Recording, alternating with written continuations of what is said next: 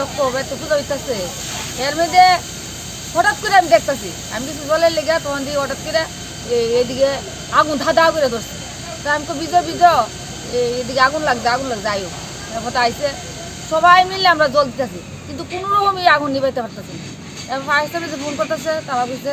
গাড়ি নাই এদিকে এরপরে দিয়ে সেটা আইলে ফাটাইব এরপরে তো তবু ফোন করাইতেছে এরপরে দিয়ে ফাটাইছি তো এরপরেও কিন্তু নিবাইতেছি ধরতেছি মানে এইভাবে 2 দিন আগুন লাগছে কে লাগাইতে পারে